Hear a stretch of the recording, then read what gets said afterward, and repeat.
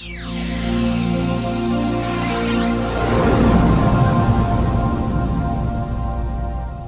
mundo es un lugar extraño. Nuestros ojos son instrumentos maravillosos, pero no nos dejan ver todo lo que existe en el mundo. Siempre me ha fascinado la idea de que existen partes del universo que no podemos ver porque están muy lejos, porque son muy pequeñas, o porque existen en una realidad aparte, paralela a la nuestra o desconectada de la nuestra. Suena a ciencia ficción, pero es real. Lo maravilloso es que a pesar de no poder ver estas partes con nuestros ojos, las podemos alcanzar con nuestra mente y entender con nuestra ciencia. Cada segundo, cada centímetro cuadrado del cuerpo de cada uno de nosotros es atravesado por 1.000.000 de millones de partículas invisibles, diminutas y muy ligeras, sin que lo notemos. Estas partículas, llamadas neutrinos, ven a nosotros, al auditorio y a la Tierra como objetos prácticamente transparentes.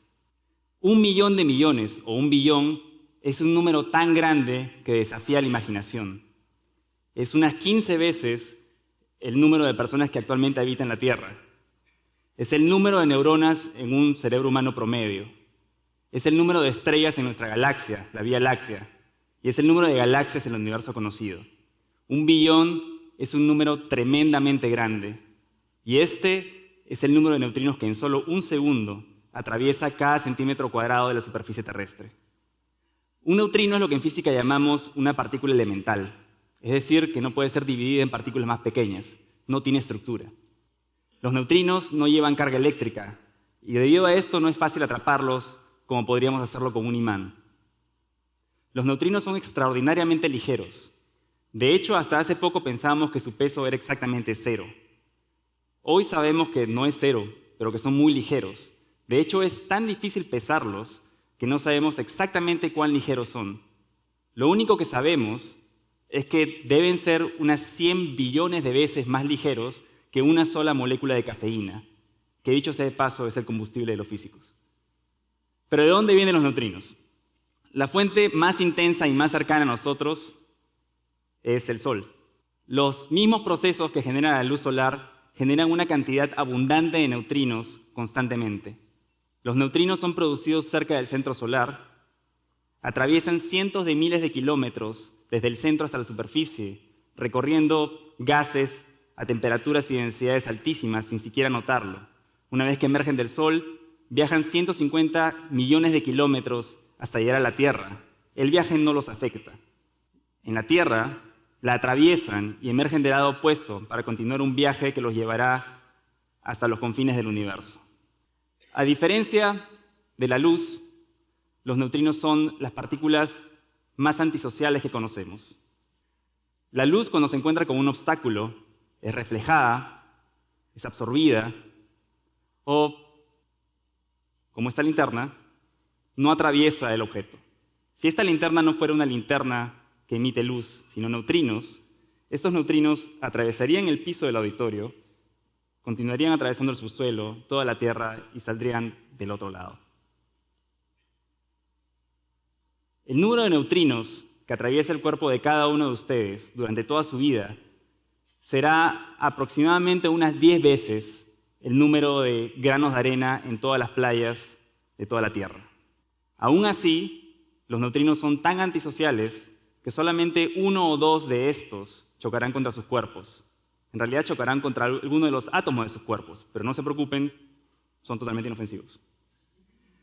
Ahora, si tuviéramos que esperar, digamos, unas 8 décadas para ver un par de neutrinos, entonces cualquier información que nos traigan sobre su lugar de origen, no podríamos conocerla en tiempos, en escalas humanas.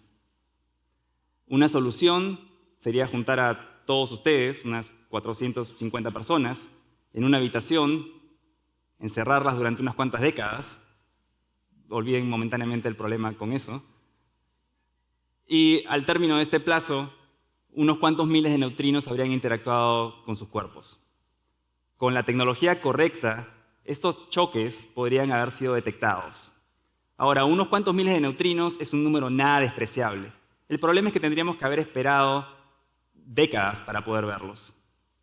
Y los físicos son bastante impacientes.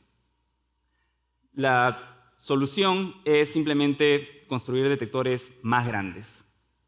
Los detectores de neutrinos actuales son unas 10.000 veces más grandes que lo que sería un cuerpo humano como detector de neutrinos. Un cuerpo humano tiene unos 70 litros principalmente de agua.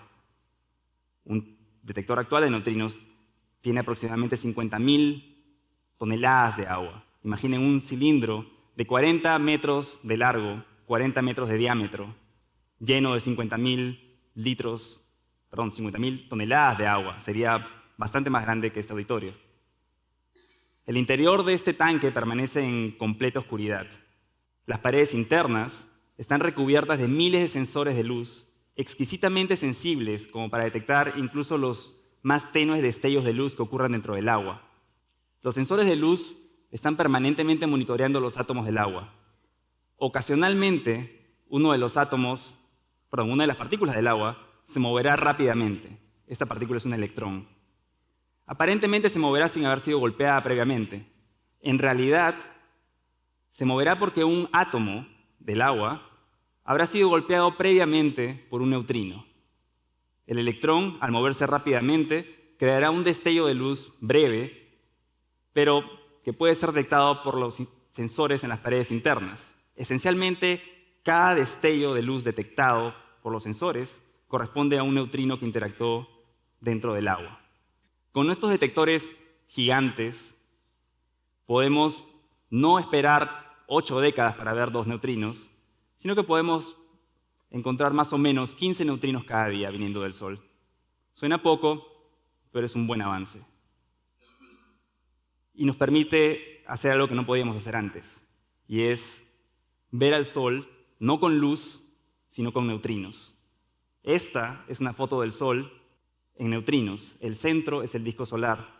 A medida que uno se aparta del disco solar, hay menos neutrinos, hay más neutrinos concentrados al centro. Esta es probablemente la fotografía con tiempo de exposición más largo de la historia.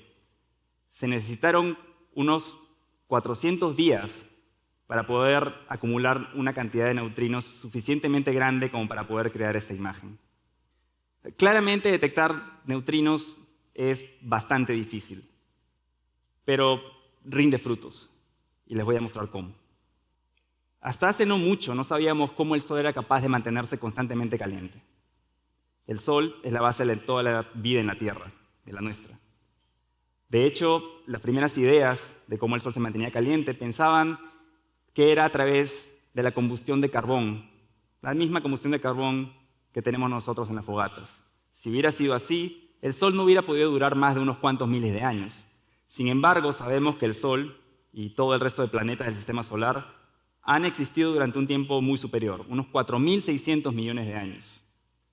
La única alternativa viable para mantener al Sol tan caliente durante tanto tiempo, recién la conocimos a mediados del siglo XX y se llama fusión nuclear.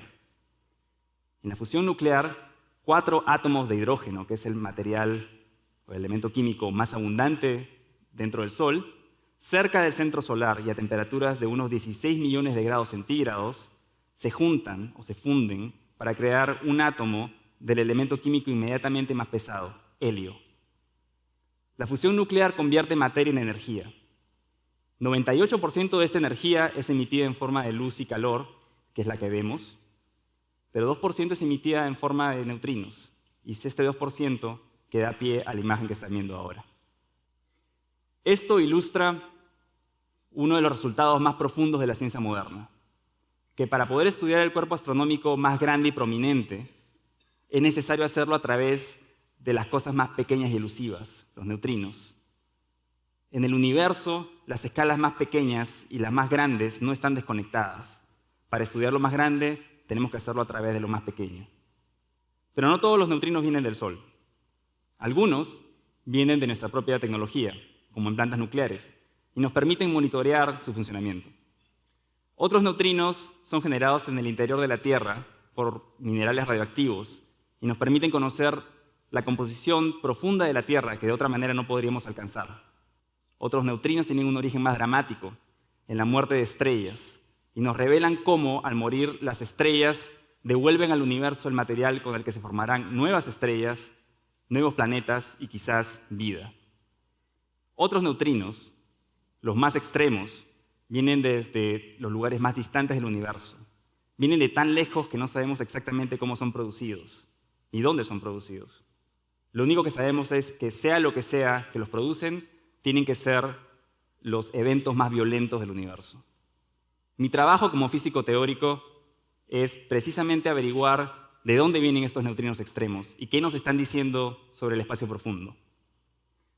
La forma en que desarrollo mi trabajo, como en toda la ciencia, es el método científico.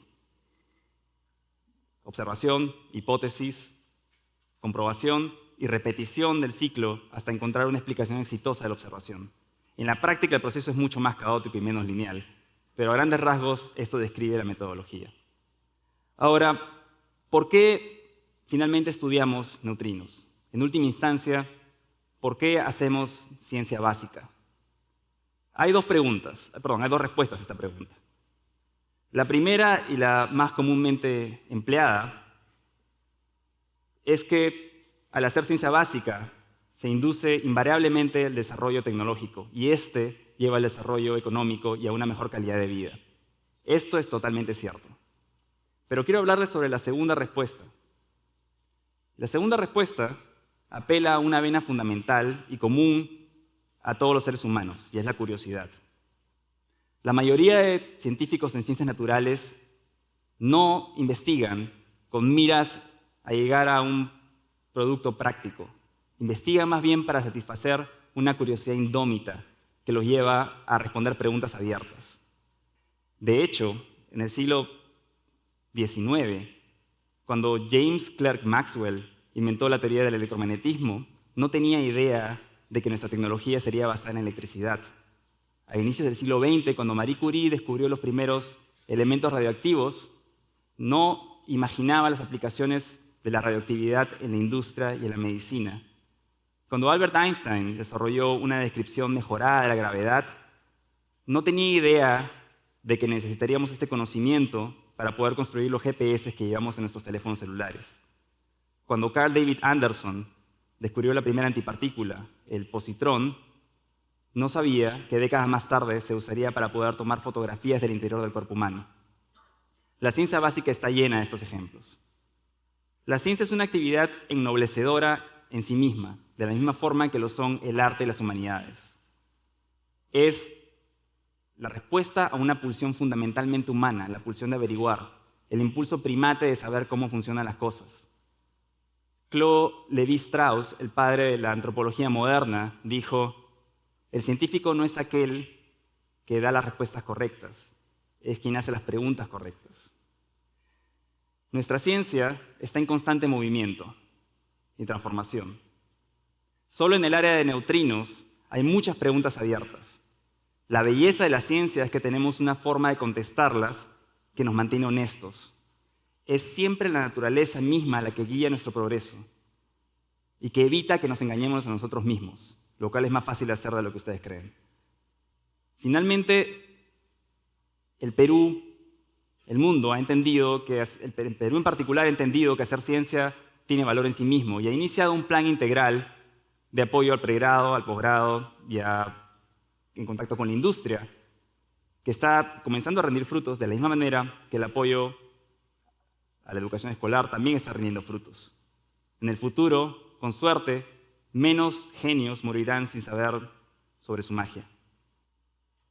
El mundo es más raro de lo que parece. El mundo tiene partes que son invisibles a nuestros ojos, pero que no son inalcanzables a nuestra ciencia, a nuestra imaginación, a nuestras manos y a nuestra capacidad de crear. Existen partículas fantasmales de las que ahora ustedes estarán permanentemente conscientes, que los atraviesan constantemente en números inimaginablemente altos. Maravíllense de la capacidad de la raza humana imperfecta y caótica de elevarse sobre sus propios problemas para buscar respuestas a una curiosidad que es indomable. Gracias.